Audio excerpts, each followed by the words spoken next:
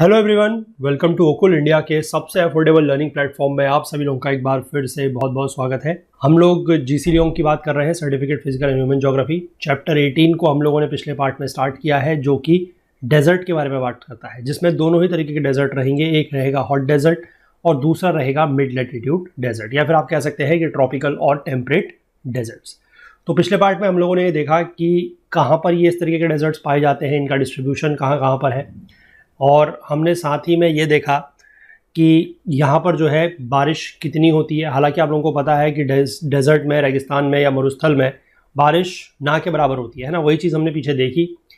और कितना टेम्परेचर रहता है, और जो हमारा हॉट डेजर्ट है वहाँ पर जो एनुअल रेंज है या फिर जो डायरनल रेंज है टेम्परेचर की, वो कितनी रहती है। सिमिलरली मिड लैटिट्यूड डेजर्ट्स के लिए कितनी रहती है। ये चीज़ें हमने जो है पिछले लेक्चर में पढ़ ली हैं पार्ट 1 में। आज हम लोग बात करेंगे पार्ट 2 में कि डेजर्ट्स में कौन कौन सी वेजिटेशन पाई जाती है, यानी कि कौन कौन सी वेजिटेशन यहाँ पर है उसके बारे में बात करेंगे। और फिर थोड़ा सा आगे बढ़ेंगे और यहाँ पर जो ह्यूमन लाइफ है, कि यहाँ पर जो लोग रहते हैं उनका रहन सहन कैसा है, वो क्या एक्टिविटीज़ करते हैं, है ना, क्या खाते हैं, क्या है, ये सब चीज़ें जो है हम इस पार्ट में देखेंगे। तो चलिए स्टार्ट करते हैं पार्ट 2।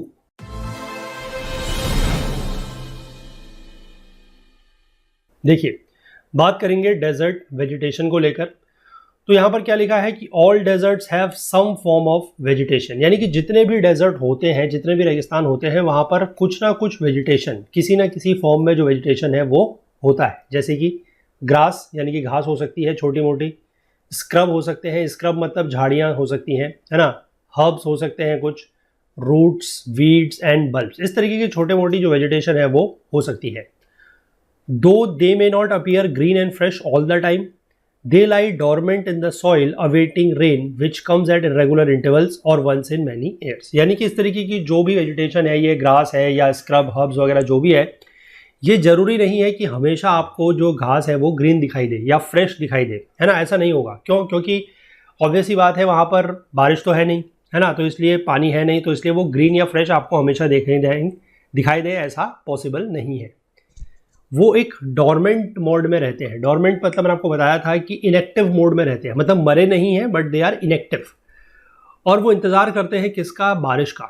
और क्योंकि बारिश आपको पता है कि वहाँ पर इरेगुलर है, हमने पिछले पार्ट में भी बात की थी कि रेन इज़ वेरी अनरिलायबल, है ना। काफ़ी कम बारिश भी होती है और अनरिलायबल है, यानी कि इरेगुलर इंटरवल्स में होती है। और कभी कभी तो हमने देखा था कि वंस इन मैनी ईयर्स, यानी कि कई सालों के बाद जाके एक दिन थोड़ा सा बारिश होती है। तो उस समय का इंतजार ये जो ग्रास वगैरह है, ये जो वेजिटेशन वगैरह है, ये करती है। The environment so lacking in moisture and so excessive in heat is most unfavourable for plant growth and a significant vegetation can not be expected. अब यहाँ का जो एनवायरमेंट है वो हमें पता है कि उसमें नमी तो है नहीं, रिलेटिव ह्यूमिडिटी हमने देखा था कि 60% है, और फिर वो और कम होते होते 30% तक पहुँच जाती है। और गर्मी बहुत ज़्यादा है, टेम्परेचर्स दिन के बहुत ज़्यादा होते हैं। तो इस तरीके की जो कंडीशंस है कि मॉइस्चर बहुत कम है, टेम्परेचर बहुत ज़्यादा है, गर्मी बहुत ज़्यादा है, तो वो किसी भी प्रकार के प्लांट ग्रोथ के लिए अनफेवरेबल है। और इसीलिए यहाँ पर कोई सिग्निफिकेंट वेजिटेशन जो है वो हम एक्सपेक्ट नहीं कर सकते, ये ऑब्वियस सी बात है। But very rarely are there deserts where nothing grows. लेकिन ऐसा भी नहीं है कि वहाँ पर कुछ भी नहीं होता। मतलब ऐसे डेजर्ट्स हमको बहुत ही रेयर या बहुत कम चांस है कि हमें ऐसे डेजर्ट्स देखने को मिले जहाँ पर कुछ भी नहीं उगता है। तो उगता क्या है? वेजिटेशन यही है, ये जो ग्रास वगैरह यहाँ पर दी है कि grass, scrub, herbs, weed, root, bulb, इस तरीके के होते हैं। लेकिन कोई सिग्निफिकेंट बहुत बड़े कोई पेड़ वगैरह या कोई इस तरीके के बहुत अच्छी जो वेजिटेशन है वो यहाँ पर आपको देखने को नहीं मिलेगी। क्यों? क्योंकि उसके लिए कंडीशन जो है वो फेवरेबल नहीं है। मॉइस्चर बहुत कम है, ह्यूमिडिटी बहुत कम है, टेम्परेचर बहुत ज़्यादा है ना, गर्मी बहुत ज़्यादा है। तो इस वजह से यहाँ पर आपको कोई बहुत बढ़िया ट्रीज वगैरह देखने को नहीं मिलेंगे। अब इसके बाद जो प्रीडोमिनेंट वेजिटेशन है कहाँ की? बोथ और मिड लैटिट्यूड डेजर्ट्स, यानी कि दोनों ही प्रकार के डेजर्ट की, ट्रॉपिकल डेजर्ट की भी और टेम्परेट डेजर्ट की भी, वो है जीरोफाइटिक या फिर ड्राउट रेजिस्टेंट स्क्रब। जीरोफाइटिक या ड्राउट रेजिस्टेंट मतलब जो सूखे को झेल सकते हैं, जो सूखे को रेजिस्ट कर सकते हैं, उस तरीके के पौधे यहाँ पर आपको देखने को मिलेंगे। This includes the bulbous cacti, है ना। Cacti is nothing but the full plural form of cactus. Cactus एक पेड़ होता है, आप लोगों ने देखा होगा, कांटे वाला पेड़ होता है, लोगों के घरों में भी लगा रहता है ना। तो that is known as cacti, तो वो होता है। थॉर्नी बुशेस हो सकती है, मतलब झाड़ वाली जो है थॉर्नी कांटों वाली झाड़ हो सकती है। लॉन्ग रूटेड वायरी ग्रासेस हो सकती है एंड स्कैटर्ड ड्वार्फ अकाशियास। ड्वार्फ मतलब छोटे, है ना, acacia is a type of a plant, है ना, पौधा होता है एक, वो भी ड्वार्फ होगा, छोटा होगा, क्योंकि ऑब्वियसली बात है बड़ा नहीं हो सकता, क्योंकि वहां पर ना तो सॉइल में कोई ज्यादा न्यूट्रिशन है और ना ही उसके पास मॉइस्चर और टेम्परेचर फेवरेबल है।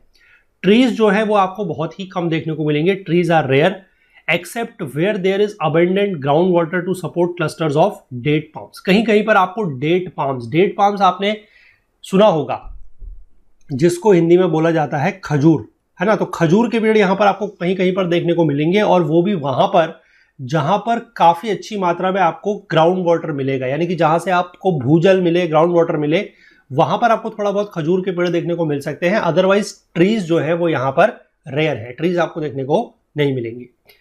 अब इसके बाद जो वेस्टर्न कोस्टल डेजर्ट्स हैं, जहां पर हमने देखा कोल्ड करंट्स आ रहे हैं, जैसे कि हमने साउथ अमेरिका में देखा अल्टाकामा डेजर्ट है, नॉर्थ अमेरिका में हमने देखा कि हमारा जो मोआवे डेजर्ट है वो है ना।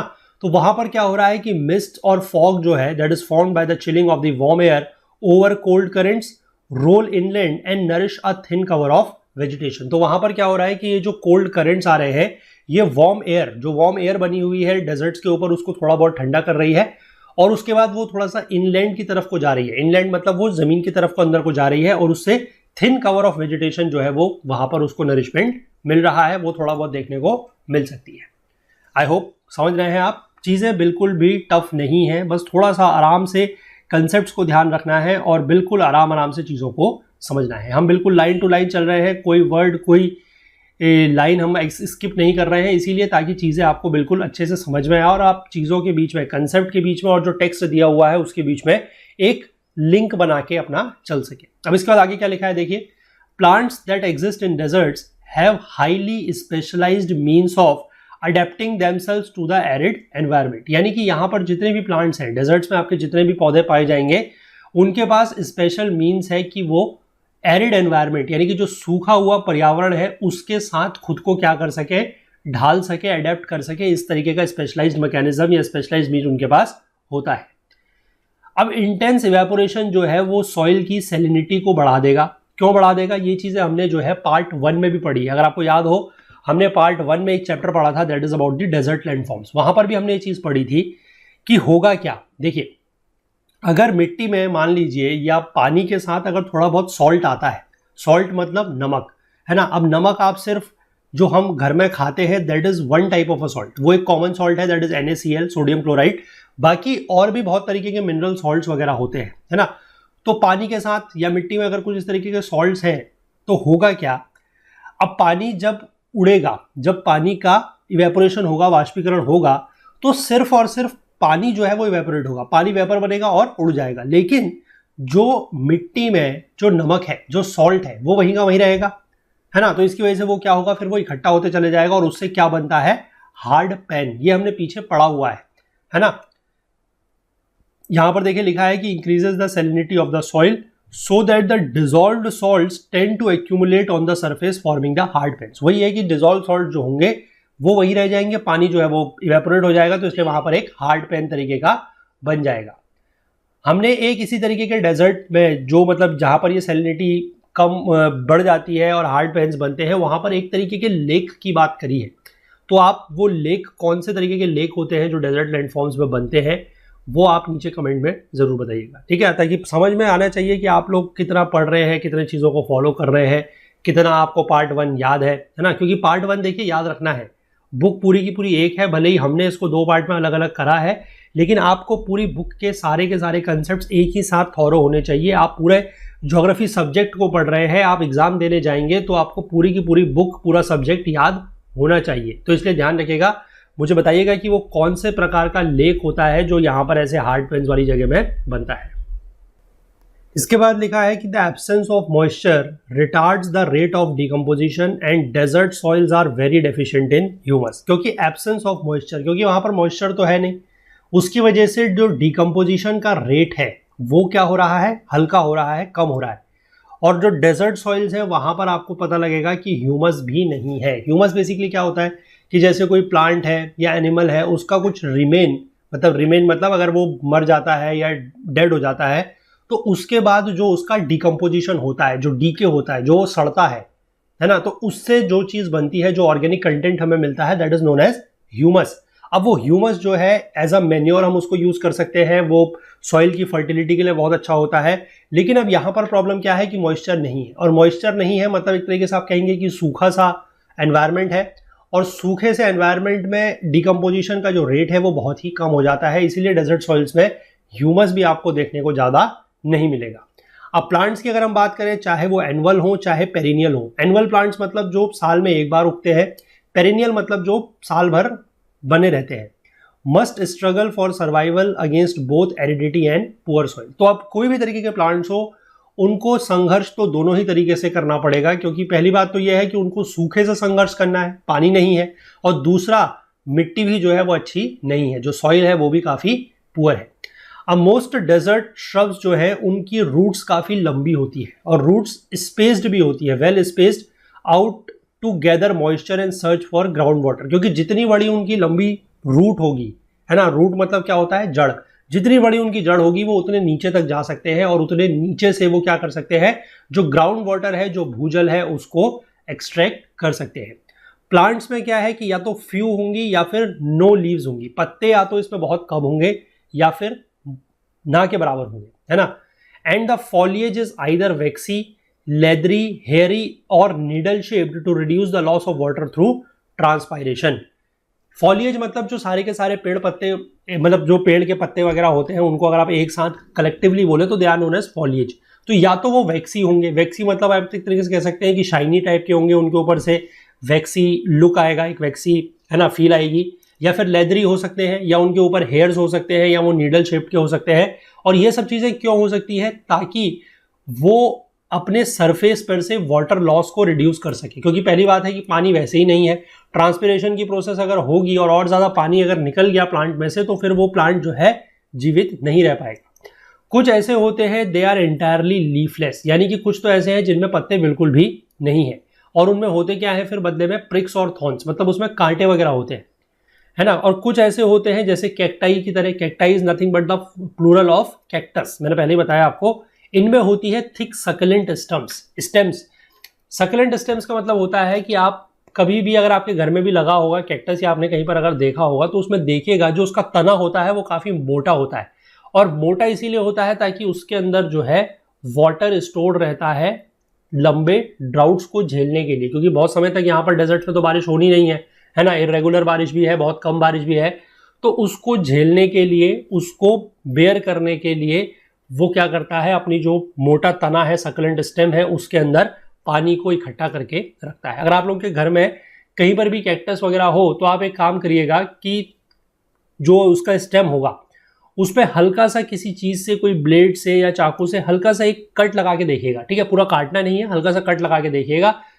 उसमें आपको देखिएगा अंदर से एक लिक्विड तरीके का बाहर आते हुए दिखेगा, तो वही वो सारा का सारा जो लिक्विड है वो स्टोर इसीलिए करके रखता है ताकि अगर गर्मी भी पड़े और बहुत लंबे समय तक भी अगर गर्मी पड़े तो तब भी वो उसको क्या कर सके, झेल सके, और उसके अंदर जो वाटर है वो उसका यूज कर सके।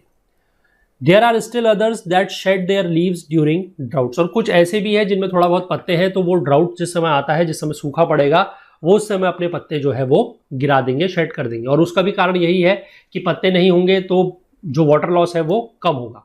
The seeds of many species of grasses and herbs have thick tough skins to protect them while they lie dormant. अब जो बहुत सारे स्पीशीज है, घास है चाहे हर्ब्स है, उनके सीड्स तो होंगे, है ना, तो उनके जो सीड्स हैं या बीज हैं उसमें क्या होगा कि थिक और टफ स्किन होगी। स्किन मतलब जो उनके बाहर का एक तरीके से कह सकते हैं शेल है या छिलका है, वो काफी थिक होगा, यानी कि मोटा होगा, और टफ होगा यानी कि मजबूत होगा। और ऐसा इसलिए है ताकि वो जिस समय डोरमेंट मोड में पड़े हुए हैं, यानी कि जिस समय सूखा है, जिस समय डोरमेंट मोड में वो पड़े हुए हैं, वो प्रोटेक्टेड रहे, ताकि जिस समय वापस से अगर बारिश हो तो वो वापस से फिर सीडलिंग वगैरह बन सके।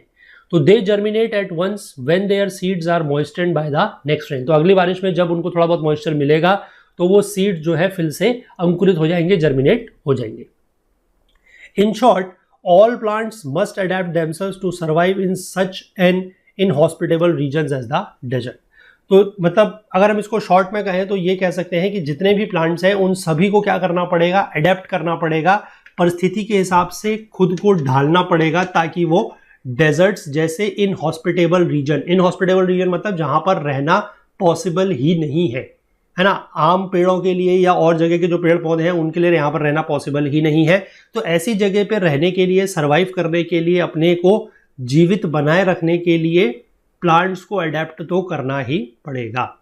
तो यही बात आप लोगों के लिए भी है। आप लोग भी यहाँ से एक सीख ले सकते हैं कि आप लोग जो है एग्जाम की तैयारी कर रहे हैं, है ना, और आप लोगों को सभी को पता है कि यूपीएससी का एग्जाम है तो मतलब अच्छे लेवल का ही होता है, टफ ही हम इसको मानते हैं। तो इस एग्जाम की प्रिपरेशन के दौरान भी आपको अगर सर्वाइव करना मतलब कि अगर आपको अपने काम में बने रहना है, अच्छे से पढ़ाई करते रहनी है और खूब मेहनत करनी है, आगे जाके जो है एग्ज़ाम क्लियर करना है, सक्सेस पानी है, तो उसके लिए आपको भी क्या करना पड़ेगा, अगर कोई भी परिस्थिति आ रही है तो उस परिस्थिति के हिसाब से खुद को अडेप्ट करना पड़ेगा। समझ गए बात?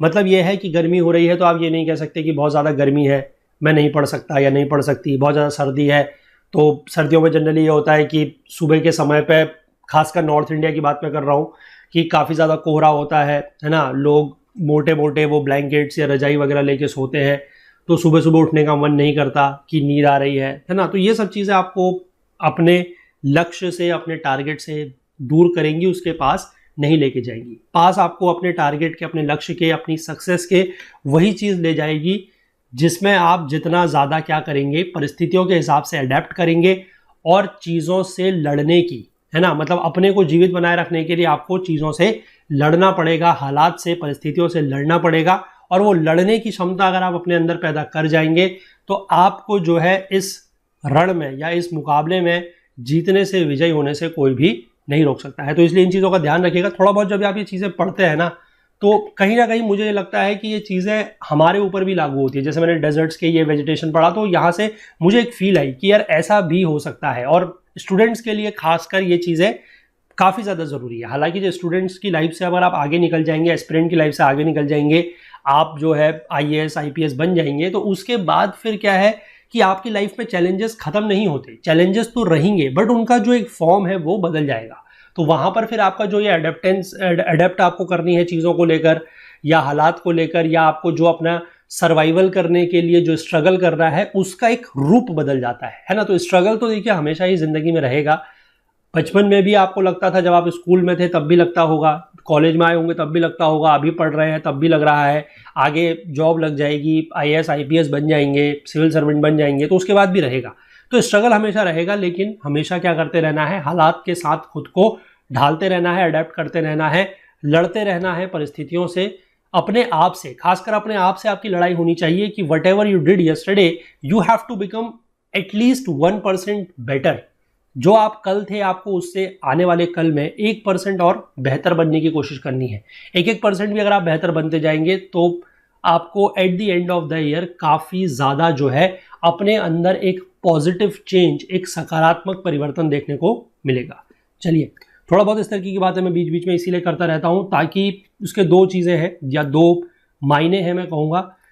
एक तो ये है कि थोड़ा सा आपको सब्जेक्ट से अगर बोर होने लगते हैं, कभी कभी ऐसा होता है लोगों को, मैंने देखा है खुद भी ये चीज़, कि वीडियो भी अगर वो देख रहे हैं तो पढ़ते पढ़ते कभी कभी चीज़ें इतनी ज़्यादा मतलब एक जैसी मोनोटोनस होने लग जाती है कि उनकी आंखें बंद होने लगती है, नींद आने लगती है ना। एक तो ये बात है, और दूसरी बात यह है कि थोड़ा बहुत ज्ञान देना ज़रूरी है ना, क्योंकि अदरवाइज बुक तो देखिए आप खुद भी पढ़ सकते हैं, है ना। बुक पढ़ना is not the task. Book आप खुद भी पढ़ सकते हैं, चीज़ें आप खुद भी समझ सकते हैं, लेकिन जो एक मेंटर का, एक गाइड का जो रोल है वो ये है कि थोड़ा सा आप लोगों को ऊर्जावान बनाए रखना, एनर्जेटिक बनाए रखना, और आप लोगों को ये भरोसा दिलाए रखना कि आप लोग जो है बिल्कुल कर सकते हैं। क्योंकि ऐसा भी होता है कि लोगों के मन में कभी पढ़ाई कर रहे हैं काफ़ी दिनों तक कर रहे हैं, लेकिन फिर भी मन में एक किसी कोने में ये एक डाउट या एक ये मतलब लगता है कि यार हमारा होगा नहीं होगा है, या कभी आपको डिमोटिवेशन सा फील होता है, डिप्रेशन में आप आज चले जाते हैं कि यार नहीं हो रहा है, बहुत समय से पढ़ रहे हैं, बहुत सालों से तैयारी कर रहे हैं, नहीं हो रहा है। तो ऐसा नहीं है, समय आएगा। अगर आप मेहनत कर रहे हैं, सच्ची मेहनत अगर आप कर रहे हैं, लगन के साथ मेहनत कर रहे हैं, तो भले ही आपकी जो सक्सेस है या भले ही आपकी जो सफलता है वो थोड़ा सा डिले हो सकती है, हो सकता है कि किसी का पहले अटेम्प्ट पे हो जाए, आपका दूसरे तीसरे अटेम्प्ट तक भी ना हो, तो आप जो है ये बड़ा ही स्वाभाविक है कि आप लोग जो है डिप्रेशन में चल जा सकते हैं या आपको इस तरीके की टेंशन हो सकती है, डिमोटिवेट आप हो सकते हैं। लेकिन मेरी बात ये मानिए कि पूरा का पूरा जो प्रकृति है ना, प्रकृति कहे या जिसे कहते हैं पूरी की पूरी कायनात जो है वो इस बात की साक्षी है, इस बात की गवाह है कि अगर आप अपनी मेहनत कर रहे हैं, पूरे शिद्दत से कर रहे हैं, जी जान से कर रहे हैं, तो आपको सफलता ज़रूर मिलेगी। भले ही थोड़ा देर उसमें लग जाए, लेकिन जिसको कहते हैं देर आए दुरुस्त आए, आपकी जो है वो अच्छी सफलता आपको मिलेगी। इस बात का भरोसा रखिए। अपनी सफलता में के चक्कर में, मतलब सफलता को जल्दी पाने के चक्कर में शॉर्टकट्स को मत अपनाइए, क्योंकि शॉर्टकट से आपको सफलता नहीं मिलेगी, है ना। स्मार्ट वर्क करिए लेकिन शॉर्टकट नहीं अपनाना है, और लगे रहिए जब तक अपनी सफलता आपको नहीं मिलती है, लगे रहिए, बिल्कुल आपको जो है सफलता मिलेगी। आई होप चीज़ें यहाँ तक क्लियर है। चलिए, इस तरीके की थोड़ा बहुत बातें बीच बीच में करते रहनी ज़रूरी है ताकि थोड़ा सा आंखें वगैरह भी खुलती है। चलिए आगे देखते हैं, लाइफ इन द डेजर्ट्स। अब हमने पिछले पार्ट में जो हमने देखा कि क्लाइमेटिक कंडीशन कैसी है ना, डिस्ट्रीब्यूशन देखा, क्लाइमेटिक कंडीशन देखी, फिर हमने आज के पार्ट की स्टार्टिंग करी वेजिटेशन से कि किस तरीके की वेजिटेशन यहाँ पर पाई जाती है। अब हम देखेंगे कि यहाँ पर जो लाइफ है, यानी कि यहाँ पर जो लोग रहते हैं वो किस तरीके से रहते हैं, है ना, क्या क्या प्रकार के वो काम करते हैं और कैसे रहते हैं। जैसे जो हमारा पिछले चैप्टर था सवाना और सूडान क्लाइमेट में, उसमें हमने दो तरीके के ट्राइब्स के बारे में बात करी थी। एक थी मसाई ट्राइब, है ना, जो कि क्या थे, पेस्टोरलिस्ट थे, और दूसरी ट्राइब्स थी हौसा ट्राइब, वो एक सेटल्ड कल्टीवेटर्स थे, वो एक जगह पर रह के खेती वगैरह करते थे। तो यहाँ पर भी हम देखते हैं कि किस तरीके की लाइफ यहाँ पर लोग रहते हैं। देखिए, despite its inhospitability the desert has always been peopled by different groups of inhabitants.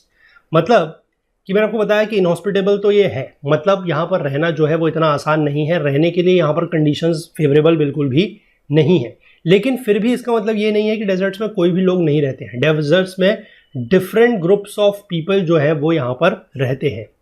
अब वो स्ट्रगल भी करते हैं किसके against, against an environment deficient in water, food and other means of livelihood. यानी कि वो ऐसे एनवायरनमेंट, ऐसे पर्यावरण के खिलाफ संघर्ष भी करते हैं, स्ट्रगल भी करते हैं जहाँ पर पानी की भी कमी है, फूड की भी कमी है, यानी कि खाने की भी कमी है, और लाइवलीहुड के मीन्स, लाइवलीहुड मतलब आजीविका। अब ऑब्वियस सी बात है, आप रह रहे हैं, खाना आप खाएंगे तो खाएंगे कहाँ से, कुछ कमाएंगे तभी तो खाएंगे, है ना, और कमाने के यहाँ पर कोई साधन है सच है नहीं।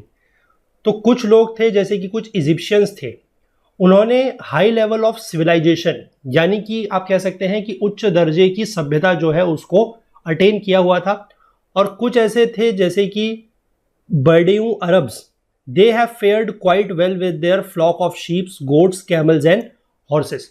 तो ये क्या करते थे, ये अपने जो इनके शीप्स वगैरह होते थे, यानी कि भेड़ है ना, बकरियां हैं, गोट्स, कैमल्स मतलब ऊंट, हॉर्सेस मतलब घोड़े, ये इनके साथ यहाँ पर रहते थे। इसके बाद कालाहारी डेजर्ट की अगर हम बात करें तो वहाँ पर एक ग्रुप ऑफ पीपल हुआ करते थे, बुशमैन। ऑस्ट्रेलिया की बात करें तो वहाँ पर हुआ करती थी बिंदीबू, है ना। They remain so primitive in their mode of living that they बेयरली survive. यानी कि ये बहुत ही ज़्यादा प्रिमिटिव तरीके से रहते थे। प्रिमिटिव मतलब इनके पास कोई भी मॉडर्न तरीका नहीं था। प्रिमिटिव इज जस्ट आप कह सकते हैं अपोजिट ऑफ मॉडर्न। मॉडर्न मतलब आधुनिक, है ना, नई नई चीज़ें आपके पास होंगी, नई टेक्नोलॉजी का आप लोग यूज़ करेंगे, लेकिन ये लोग बहुत ज़्यादा क्या हुआ करते थे, प्रिमिटिव हुआ करते थे। इनको ये बोला जाता था कि they are in fact the relic of an old stone age in the modern world. यानी कि ये ओल्ड स्टोन एज जो हुआ करता था, है ना, यानी कि जो हमारा पुराना पाषाण युग हुआ करता था, ओल्ड स्टोन एज मतलब जब शुरुआत में जब हिस्ट्री स्टार्ट हुई थी तो उसके ये रेलिक्स हैं। रेलिक्स मतलब वहाँ से इनके ये अवशेष हैं कि वहाँ के ये लोग जो है, रेलिक्स मतलब होता है द रिमाइंडर, जो वहाँ की चीज़ बच गई है। तो इनको ये माना जाता था कि ये ओल्ड स्टोन एज के रेलिक्स हैं जो आज के मॉडर्न वर्ल्ड में हमें देखने को मिल रहे हैं। मतलब ये लोग इतने ज़्यादा प्रिमिटिव थे, इतने ज़्यादा इनके जो तौर तरीके थे रहने के और बाकी सब चीज़ों के, वो इतने ज़्यादा पुराने थे। The desert inhabitants may be grouped under the following categories. तो अब हम एक एक करके कैटेगरीज के बारे में बात करेंगे। सबसे पहले है the primitive hunters and collectors. Primitive मतलब वही पहले वाले, ठीक है। हंटर्स एंड कलेक्टर्स क्या है देखिए। ऑफ द प्रिमिटिव टाइप्स, जो बुशमैन ट्राइब है कहाँ की, ध्यान रखेंगे, बुशमैन ट्राइब है कालाहारी की, और बिंदीबू ट्राइब कहाँ की है, they are of the Australia, है ना। They are the best known, यानी कि ये किस तरीके के हैं, प्रिमिटिव हंटर्स एंड कलेक्टर्स प्रकार के। Both the tribes are nomadic hunters and food gatherers. आप लोगों को अगर याद हो, आप लोगों ने अगर एंशिएंट हिस्ट्री पढ़ी है तो वहां पर जो पहले फॉर्म ऑफ ह्यूमंस हुआ करते थे, the first form of humans या जिनको अर्ली मैन हम बोलते थे, वो क्या होते थे, वो यही थे, वो हंटर्स और गैदरर्स ही थे, क्योंकि खाना तो उनको खाना था, है ना, जानवर उनको दिखते थे, वो जानवर को मारते थे और उनको खाते थे, है ना, कलेक्ट करते थे, हंट करते थे और फूड को गैदर करते थे। वहां पर बेसिकली आपको पता है कि कोई भी क्रॉप्स नहीं होती थी और एनिमल्स को डोमेस्टिकेट भी नहीं करते थे, यानी कि एनिमल्स को पालते भी नहीं थे। जो बुशमैन थे, they roam the Kalahari desert with their bows and poisoned arrows, spears, traps and snares. तो ये जो बुशमैन लोग थे, ये क्या करते थे, कालाहारी डेजर्ट में घूमते थे अपने बाण वगैरह लेके, है ना, बाण, धनुष बाण लेके, स्पीयर्स मतलब उस तरीके के जो भी भाला वगैरह है वो लेके, ट्रैप्स मतलब जाल वगैरह लेके। तो ये किस लिए घूमते होंगे, ऑब्वियस सी बात है, ये हंटिंग करने के लिए ही घूमते होंगे। They are not only skilful and strong but have great endurance, यानी कि अब जानवर पकड़ने के लिए भी देखिए स्किल तो चाहिए, है ना, कौशल तो आपको चाहिए। तो ये स्किलफुल भी थे, काफी स्ट्रॉन्ग भी थे और इनके पास जो है एंड्योरेंस भी बहुत बढ़िया थी। एंड्योरेंस मतलब आप कह सकते हैं कि सहनशीलता, है ना, सहनशीलता या सहन शक्ति जो थी वो भी इनके पास बहुत थी। In order to capture their prey, यानी कि अपने शिकार को पकड़ने के लिए इनको बहुत ज्यादा क्या होना पड़ता था, पेशेंट, मतलब बहुत ज्यादा धैर्य से, बहुत ज्यादा धीरज से काम लेना पड़ता था।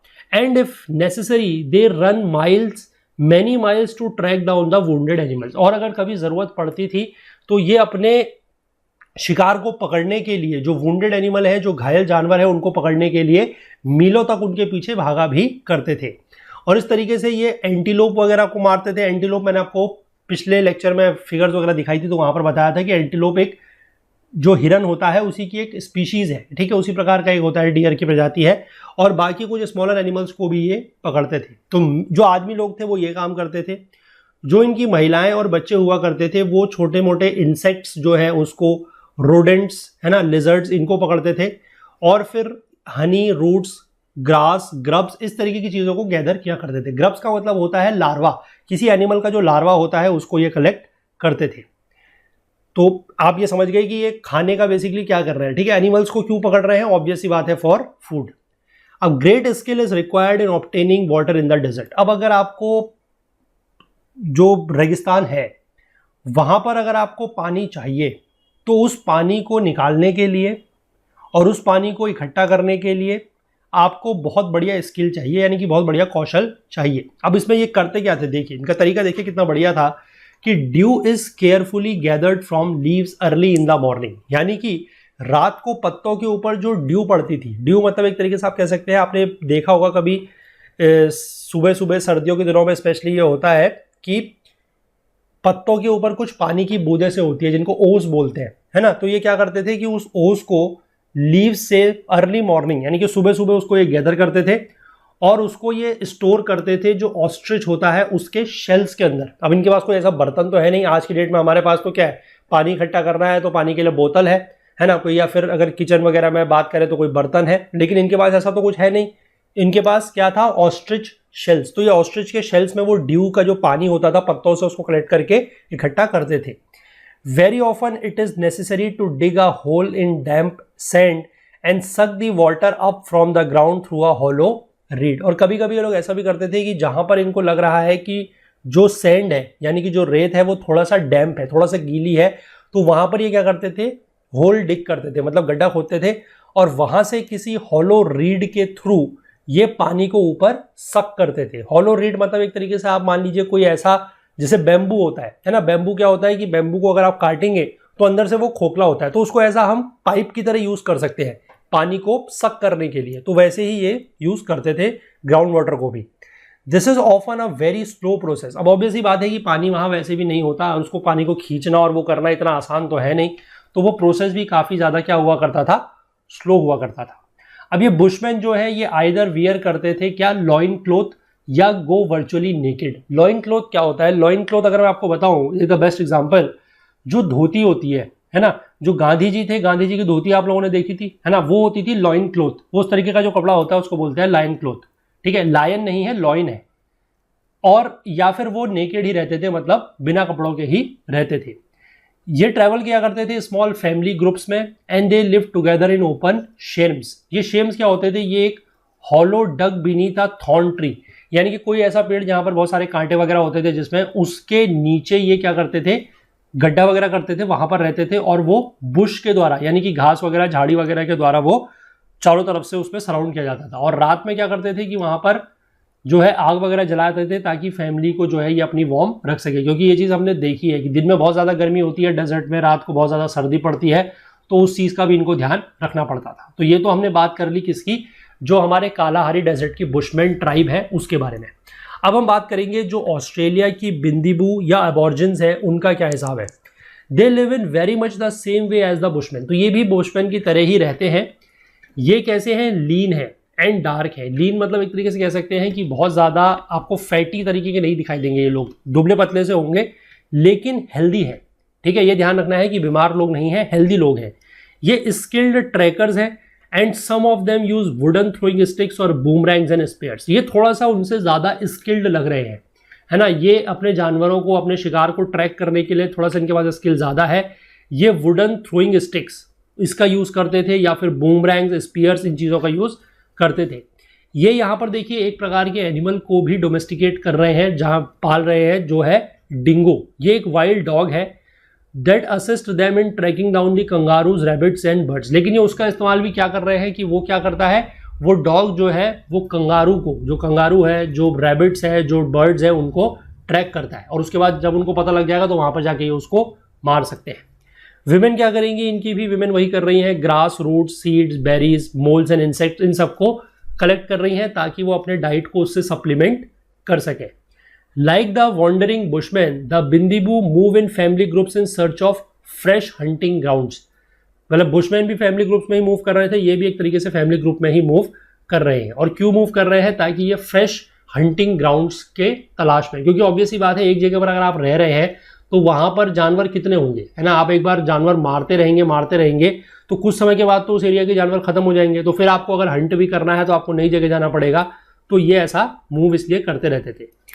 But one distinct difference is that they always stay close to a water supply as they still have not devised a means of tapping and storing water. लेकिन इनका और जो पीछे बुशमैन ट्राइब थी उसमें एक अंतर यह है कि बुशमैन ट्राइब तो जो है हमने देखा कि पानी कलेक्ट करने के लिए क्या करती थी, है ना, वो ग्राउंड वाटर भी जो है वो हॉलो रीड से सक कर सकती थी, या फिर वो ड्यू वगैरह का पानी ऑस्ट्रिच के शेल में इकट्ठा करते थे।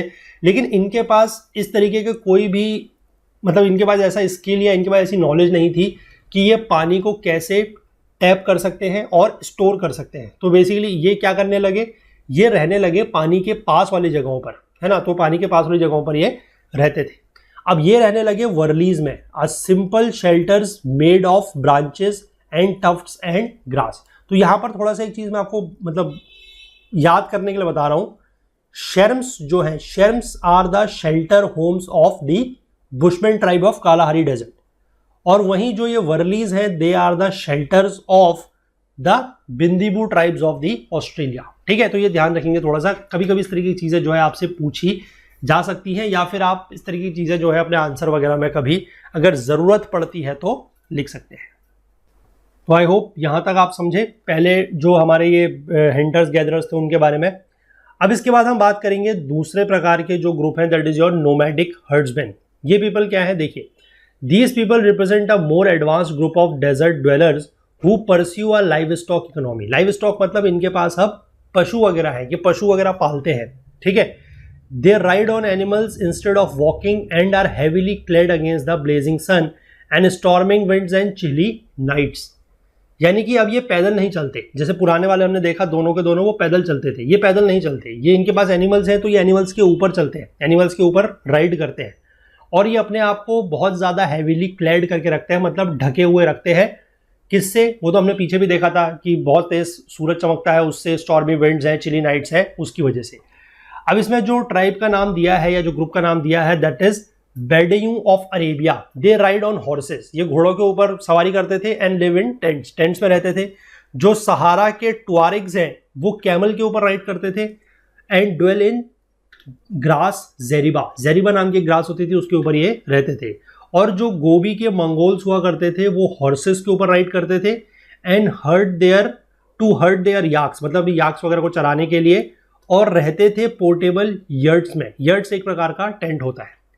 बर्डियू जो है they are the best example of the desert group who have fared well as nomadic herdsman. तो नोमैडिक हर्ड्समैन की तरह हम जिस भी ग्रुप को या ट्राइब को अगर अच्छे से जान सकते हैं तो उसका जो बेस्ट एग्जांपल है दे आर बर्डियू।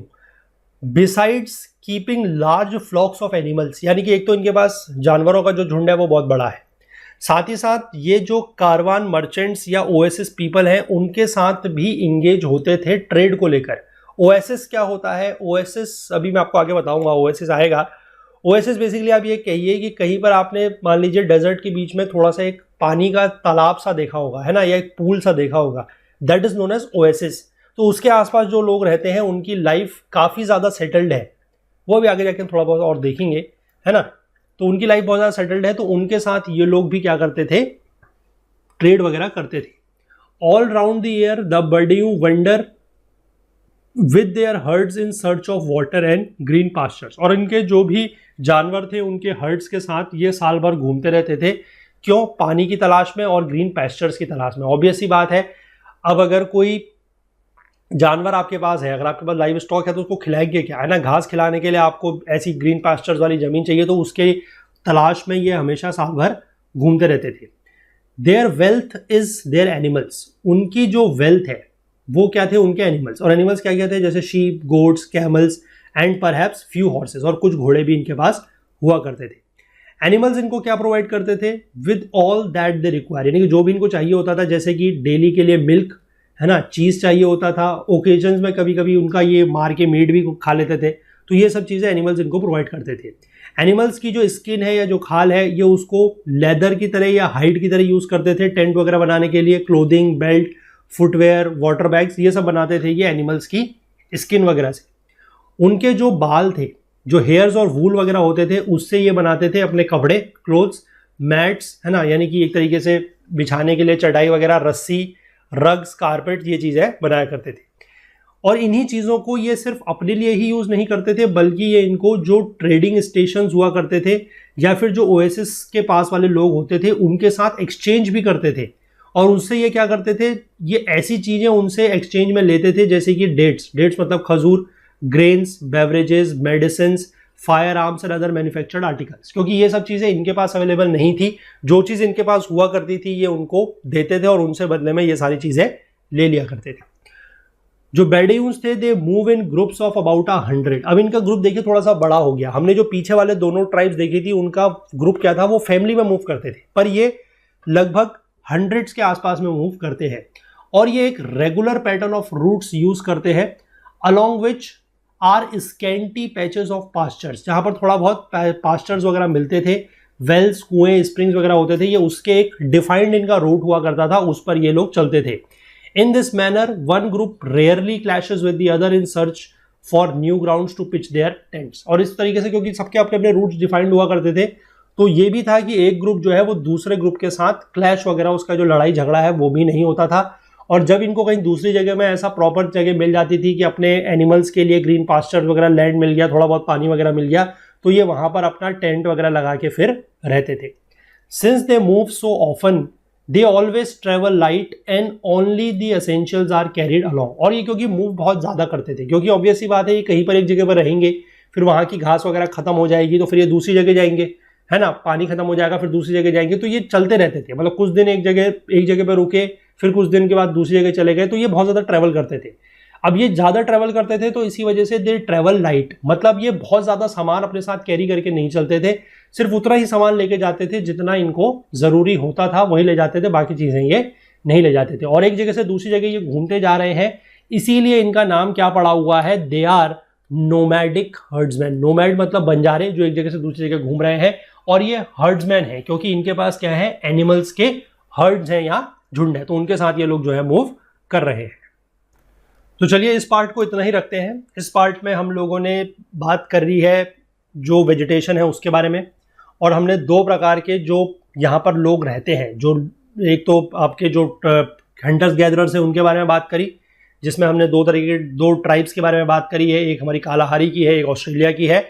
और उसके बाद हमने बात करी जो नोमैडिक हर्ड्समैन है उनके बारे में, जो अपने हर्ड्स को लेकर नोमैडिक कल्चर यूज़ करते हैं या नोमैडिक कल्चर को अपनाते हैं, फॉलो करते हैं। तो आई होप ये बात आप समझ गए होंगे। अब इसमें 2-3 प्रकार के और चीज़ें बताई गई हैं। मतलब जैसे यहाँ पर आपको नाम दिख रहा है कि कैरावान ट्रेडर्स, है ना। अब ये क्या है, फिर किस तरीके से थोड़ा सा डेजर्ट में कुछ जगह ऐसी भी हैं जहाँ पर सेटलमेंट वगैरह हो रहा है, तो उन चीज़ों की बात हम लोग जो है अगले लेक्चर में करेंगे और अगले लेक्चर में ही हम इस चैप्टर को भी कंप्लीट कर लेंगे। तो कंटेंट रिलेटेड अगर आपको कोई डाउट होता है तो आप हमारा टेलीग्राम का group Okul GS UPSC discussion forum जो है इसको ज्वाइन कर सकते हैं। इसको आप टेलीग्राम में सर्च करिएगा, वहाँ पर आपको ये मिल जाएगा। फुल कोर्स पे आप लोग एनरोल करे हुए हैं तभी आप ये वीडियो देख पा रहे हैं, अदरवाइज ये वीडियोस आपको नहीं दिख पाते क्योंकि ये वीडियो सिर्फ और सिर्फ वेबसाइट पर अवेलेबल है। टेक्निकल क्वेरी अगर आपको कोई भी आ रही है, मतलब कोर्स को एक्सेस करने में या कुछ भी और इशू हो रहा है हमारी वेबसाइट के साथ, तो आप हमें जो है support@okul.co पर संपर्क कर सकते हैं या फिर नीचे कमेंट सेक्शन में भी आप अपनी जो भी प्रॉब्लम है उसको बता सकते हैं, या फिर आप हमसे और ज़्यादा फीडबैक्स वगैरह अपने देने के लिए, सजेशंस देने के लिए social media platforms Facebook, Instagram, LinkedIn और ट्विटर के थ्रू भी जुड़ सकते हैं। तो चलिए मिलेंगे अगले लेक्चर में, इस चैप्टर को हम लोग कंप्लीट करेंगे। तब तक के लिए अपना बहुत बहुत ध्यान रखिएगा। Please do take care of yourself. Thank you, have a nice day, bye bye.